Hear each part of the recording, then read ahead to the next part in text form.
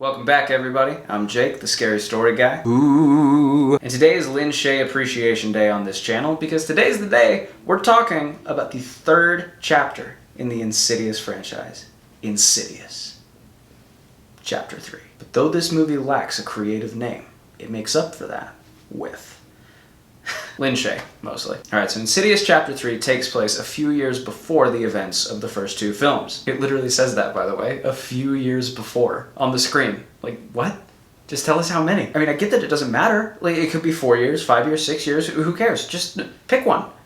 I've never seen the on-screen text be so vague. The guy who wrote that is probably the same guy who titled the movie. Like, what are you getting paid for? Anyway, the film centers on a teenage girl who's trying to make psychic contact with her recently deceased mother. So she goes to Elise, the psychic played by Lin Shaye in the first two movies, but things go wrong enough that a parasitic spirit ends up attaching itself to this teenage girl, and now we have a movie. And the spirit haunts this girl to the point where she steps out into traffic and gets hit by a car, which, by the way, I'm gonna spoil these movies, so if you haven't seen it, go see it. It's been 6 years. And now she's in a wheelchair, stuck, because she's being haunted, and she needs a lot of help from her dad, who's played by one of those dark-haired, middle-aged white guys who's in, like, every movie, but whose name you can never remember. No, not that guy. No, not him. Yes, there he is. Dermot Mulroney. Wow. Imagine giving birth, going through something so terrible, so beautiful, and just sobbing with exhaustion as you finally take your newborn in your arms, the culmination of 9 months physical torture, and you gaze into his big, trusting eyes, and you say, I think I'll name you Dermot. I swear to God, I've seen this guy in a dozen different movies. I couldn't name one of them if you gave me $10,000. Wasn't he in a few episodes of Friends? Yeah, Friends. He's in 3 episodes. He dates Rachel for a sec. Zodiac. Who was he in Zodiac? Anyway, he's fine in the movie. I didn't mean to turn this into a roast of Dermot Mulroney. The shit some people name their kids, man. Can you imagine if he ever sees this? He's like home alone, some quiet afternoon, like, oh, let's see what people thought of my old movies. And then he just pulls this up, like, what the hell? Anyway, no offense, Dermot. Okay, so Insidious Chapter 3 is fine. It's okay.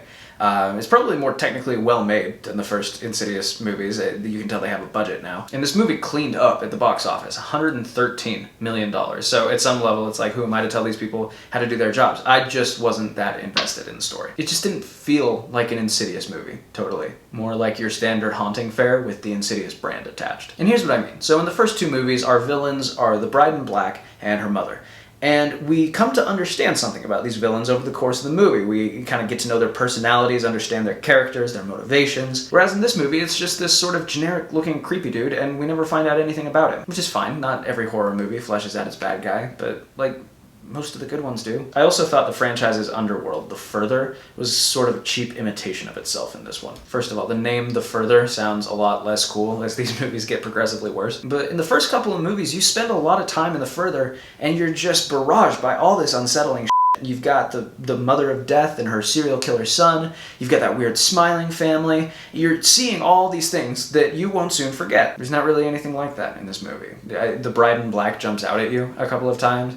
There's a girl sitting in a chair at one point, but it's all pretty forgettable. I guess what I'm saying is you need more than dark hallways and fog to capture that magic.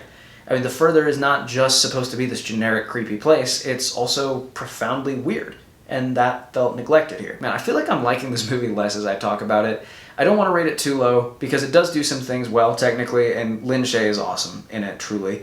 But it's definitely a big step down as far as the franchise is concerned. I'm going to give Insidious Chapter 3 2.5 stars out of 5. Can't leave a thing undone, so I guess I've got to watch the last one, which apparently is called Insidious: The Last Key. So, at least they've stepped their title game up. Although looking at the Wikipedia introduction for the last movie, it says it received mixed reviews, with praise for Shaye's performance, but some critics stating that the franchise had run its course.